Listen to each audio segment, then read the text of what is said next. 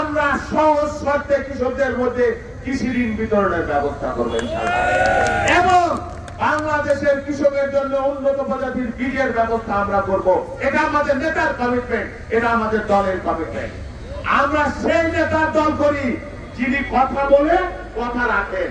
ওই যে আপনি কি বলছেন না, হাসিনা পালায় না, ভেঙে ভেঙে বলছেন না, পালাই যাওয়ার 3 দিন আগে, আর 3 দিন আগে উনি আর ওনার বোন মাত্র জীবন নিয়ে একটা কার্গো বিমানে কোন রকম দৌড়ে জীবন পালাইছে।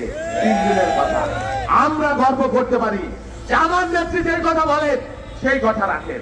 তিনি বলেছেন যে অন-11-এর সময় আপনারা জানেন তাকে সহ তার সন্তানদেরকে বিদেশে পাঠাবার চেষ্টা করা হয়েছিল, বিমান প্রস্তুত করা হয়েছিল, সৌদি আরবের রাজপ্রাসাদ প্রস্তুত ছিল।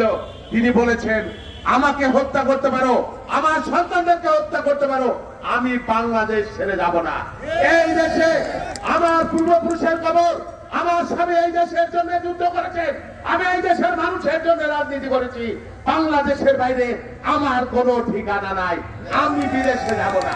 আর উনি কিন্তু আগেই পলাই চলে গেছিলেন। অন-11 2008 সালের কথা বলতেছি, 6 সালের কথা। আর আমার নেত্রী দেখেন এইবারও আল্লাহ তাআলার কি অশেষ নিয়ামত, বলে না যে রাখে আল্লাহ মারে কে। বেগম খালেদা জিয়ার ক্ষেত্রেও তাই হয়েছে। হাসিনা এমন অন্যায় অত্যাচার করেছে, ইঁদুরের সাথে তাকে ঘুমাইতে দিতে জেলখানায়, কথা আমরা শুনেছি। মশা মাছির সাথে তাকে ঘুমাইতে রাখছে, যে রুমের ভিতরে ইঁদুর হাঁটে। একটাই টার্গেট ছিল খালেদা জিয়া দুঃখ প্রকাশ করবে, সরি করবে শেখ হাসিনার কাছে। কত রকমের ফলাফল করেছে বেগম খালেদা জিয়াকে আপোষ করবার জন্য, ছোট করবার জন্য, তাকে মেনে নেবার জন্য। বেগম খালেদা জিয়া ওই যে বললাম তার উচ্চতা হিমালয়ের মতো, তার সাথে নীতি দিয়ে পারবেন না, আদর্শ দিয়ে পারবেন না, ভালো কাজ দিয়ে পারবেন না, কমিটমেন্ট দিয়ে পারবেন না, আপনি তার হাঁটুর সমান হইতে পারেন নাই। এই জন্য বেগম খালেদা জিয়ার দল করি একদিকে তার মৃত্যু, আর অন্যদিকে হাসিনাকে মেনে নেওয়া, ফ্যাসিবাদকে স্বীকৃতি দেওয়া। তিনি মৃত্যুকে মেনে দিয়েছেন, হাসিনাকে মানেন নাই। আল্লাহ তাআলার অশেষ করুণা, অশেষ নিয়ামত, আল্লাহ এত কিছু পারে দেখেন। বেগম খালেদা জিয়া এখনো জীবিত আছে এবং সম্মানের সাথে রাজকীয় বিমানে বিদেশে চিকিৎসার জন্য গেছে। আর আপনি মালবাহী বিমানে জীবন নিয়ে ভাইগে গেছেন। আপনার হাজার হাজার লক্ষ লক্ষ তেরাটা মনটাকে আপনি কোথায় রেখে গেলেন?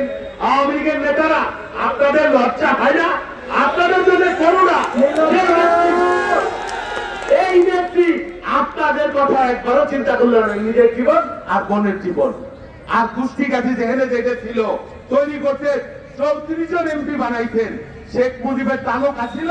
এখন শুনি লন্ডনে শেখ মুজিবের নাতি শেখ হাসিনার বোনের মেয়ে ওইখানেও চুরির টাকা বসাইছে, ওইখানে তদন্ত হইতেছে, পদত্যাগ করতে বাধ্য হয়েছে।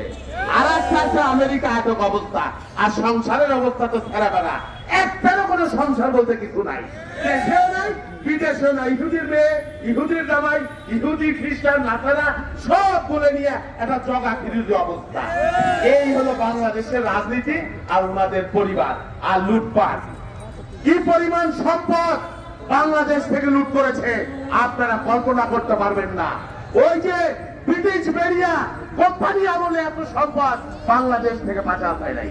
যার বাজারের সময় হয়েছে, আমি আর বেশি কথা বলবো না।